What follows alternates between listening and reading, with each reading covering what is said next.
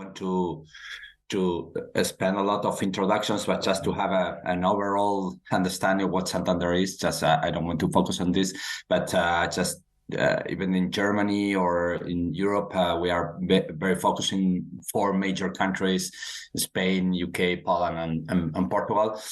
We are having around 159 million customers worldwide, and we are attending in HR, serving around 203,000 employees worldwide, mainly in Latin America, as I said, in Europe, and in North America as well, distributed, let's say, evenly, is 1/3 in each one of those regions.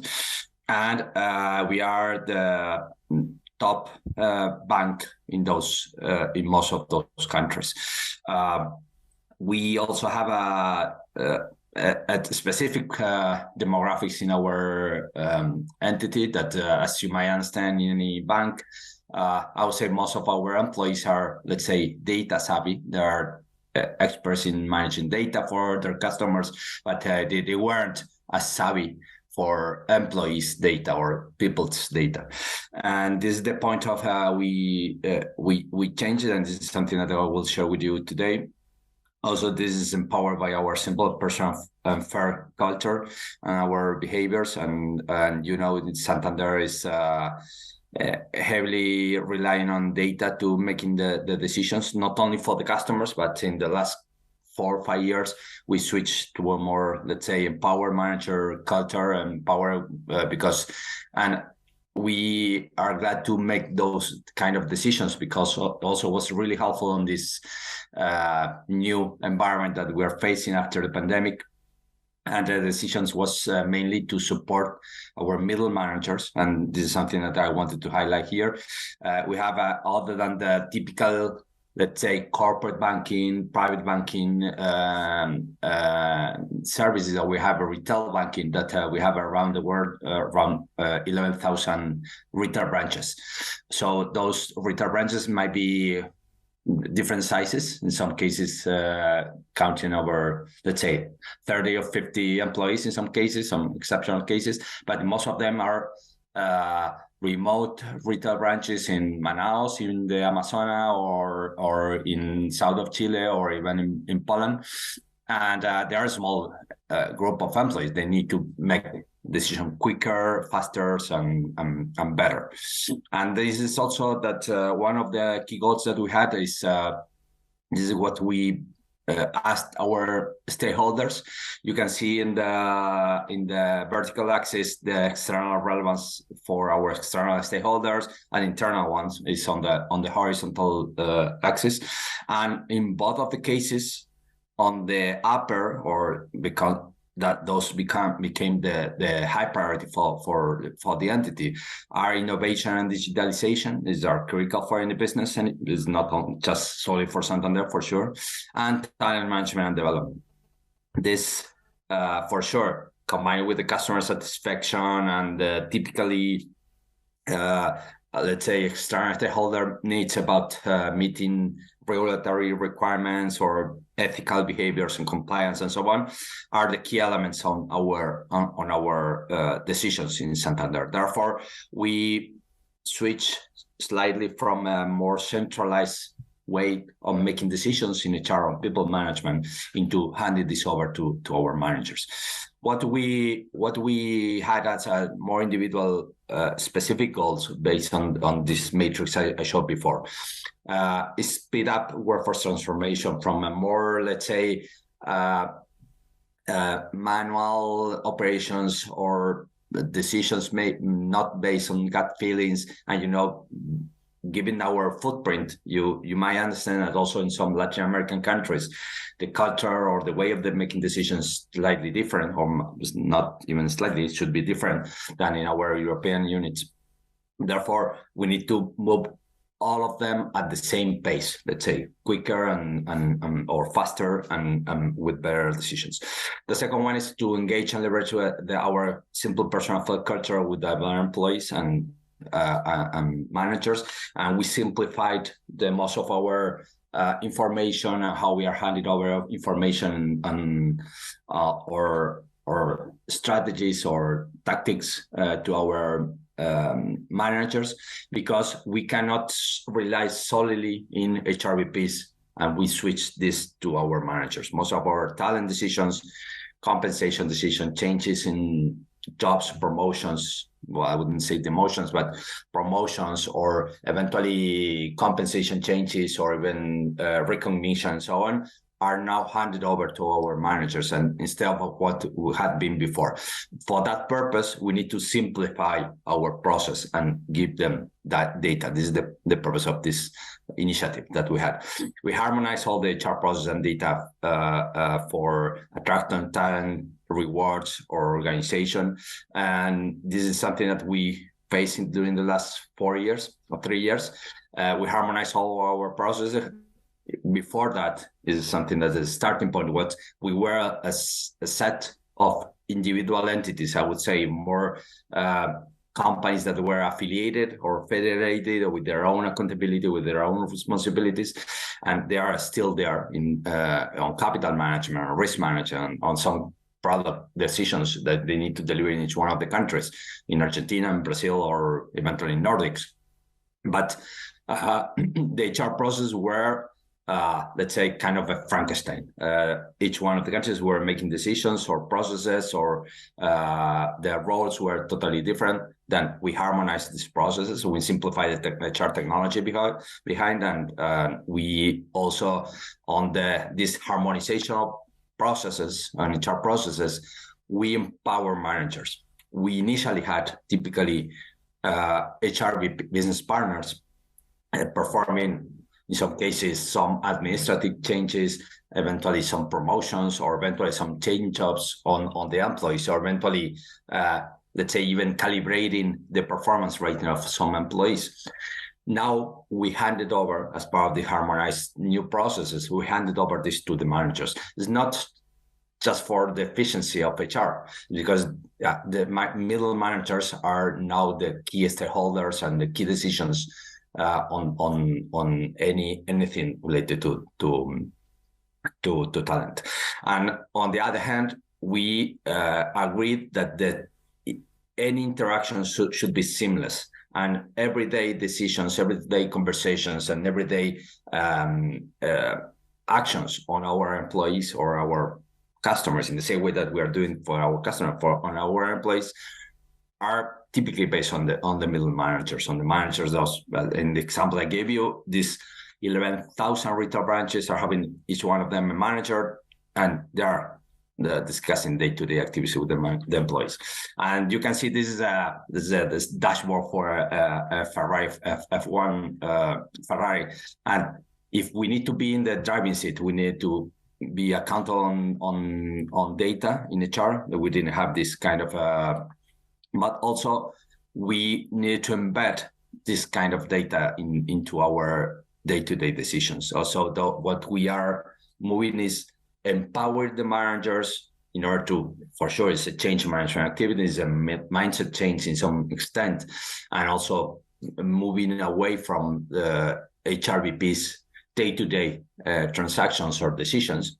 And we handed over this to the managers. And what we did is to make data accessible for them, reachable, secure, for sure, because we need to be compliant, be aware of the purpose of the information the managers need. I wouldn't expect a manager to have the marital status of an employee, but if I need to empower the managers on making more, let's say, unbiased decision based on gender or age, or I wouldn't expect any other, well, eventually disability in some countries might be irrelevant.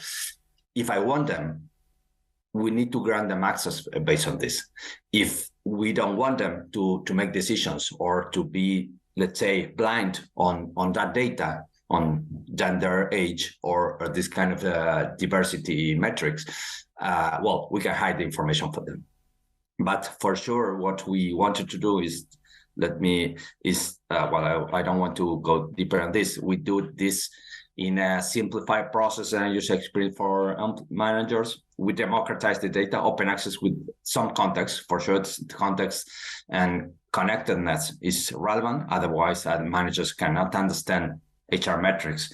We are sharing, as an example, I will share an example, quick example with you, is that what's the compensation ratio for your employee. That means the manager might need to understand if the position the employee is filling in, if the position is working on, is comparable to other peers in the industry. Therefore, we might need to understand if when an employee requires a, let's say, compensation change or promotion or something like that, you're having the metric to make the decisions or to answer this. Maybe it's not fully accountable on making the decision because it might be beyond their responsibilities, but still they are able to see the information, how you are comparing your employees with the peers in their industry. And this is really relevant in some competitive markets. Some markets, in some quarters, we had over 20% annually rate of attrition. In some, let's say, in private banking in Brazil, might be so relevant. We need to be pushy on this, or in technology in Boston, or in corporate banking in New York. We need to be, or in London, we need to be aggressive. We need to have context for the managers to make the decision. You need to promote or have a compensation change or recognition to an employee, because this is beyond of the company scope to pay for performance for that employee. Is not a simple merit increase, and the market changes and market is relevant for them to catch up on their compensation. And for sure, this is contextual as well.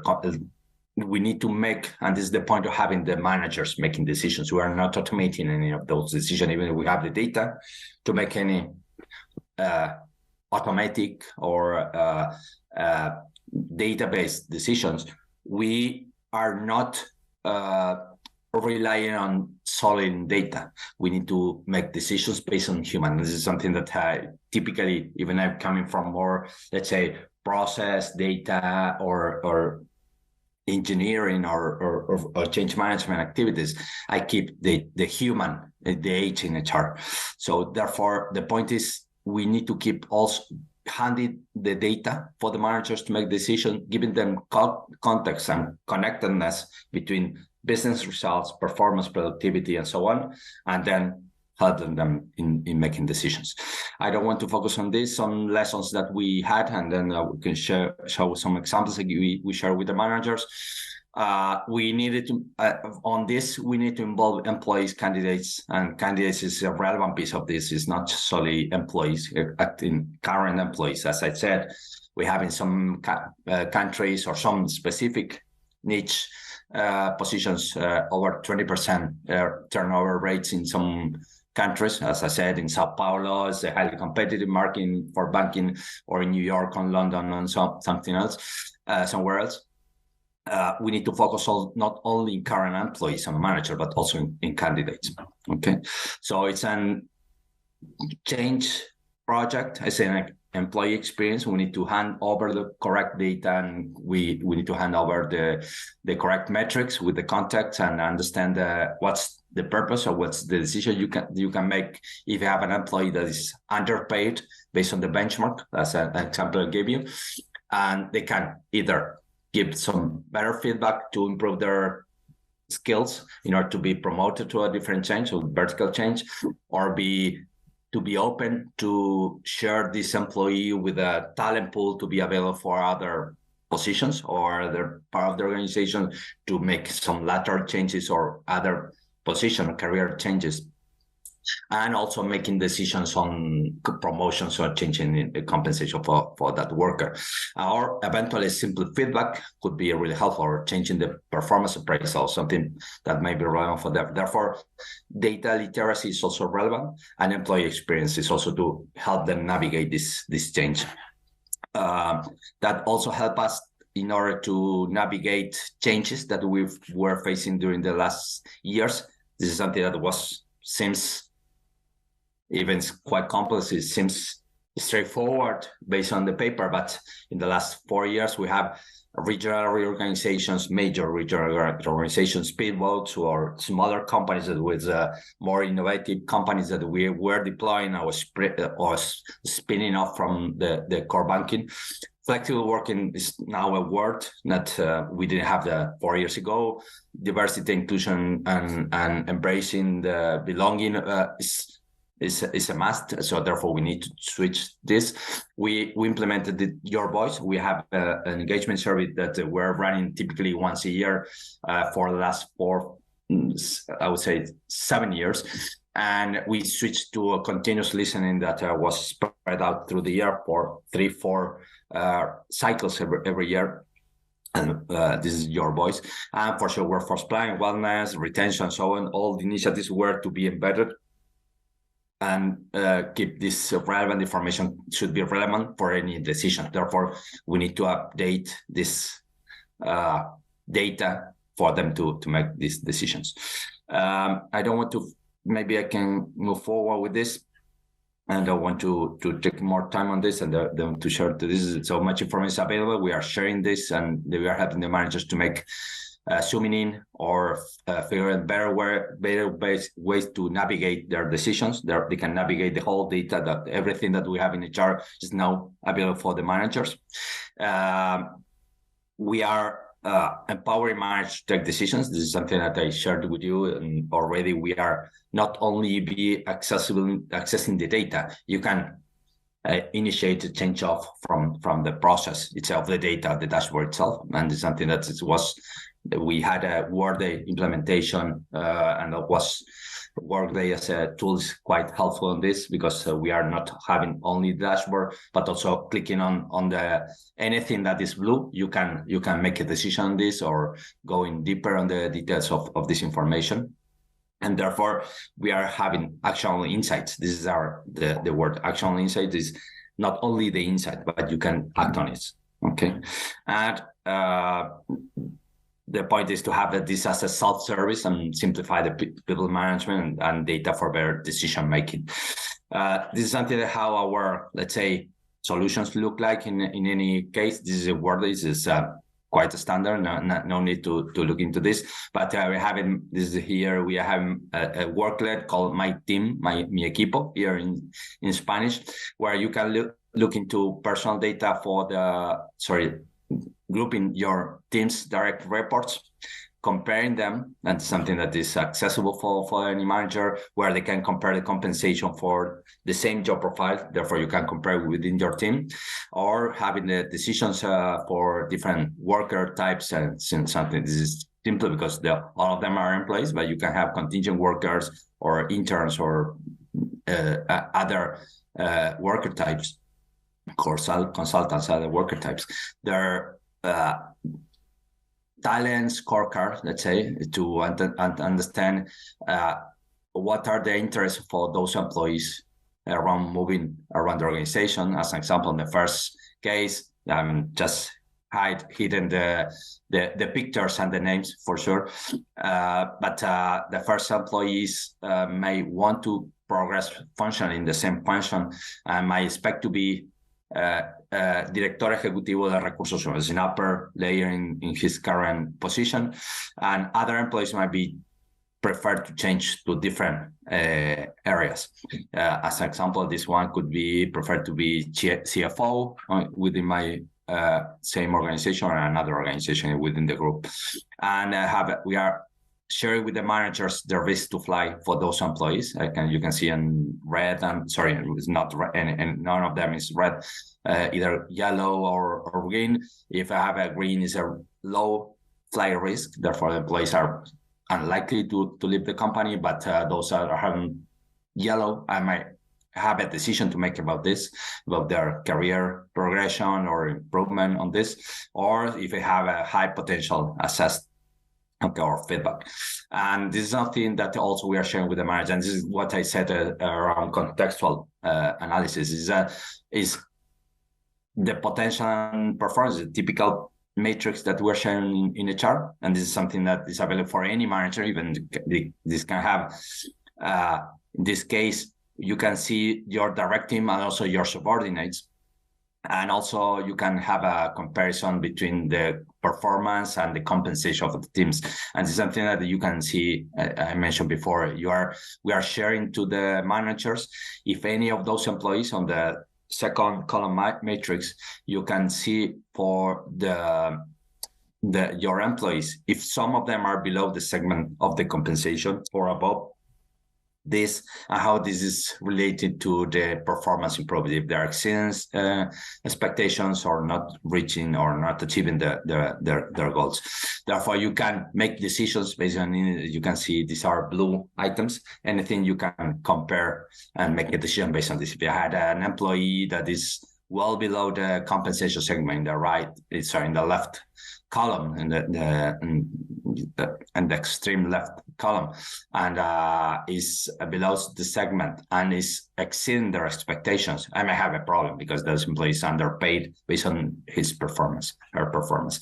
Also comparing the job profiles or the comparison, this is something that I will share. This is if we are paying below the market, and this is something that's relevant for them. Also comparing the loss and flight risk, and then I hide the more detail for the whole subordinates. Therefore, let's say a regional head that may have 500 employees reporting to this and in different layers, they can see the whole organization for them. And then you can review this. And the last point I wanted to share with you, which is something that we deployed this year. We had that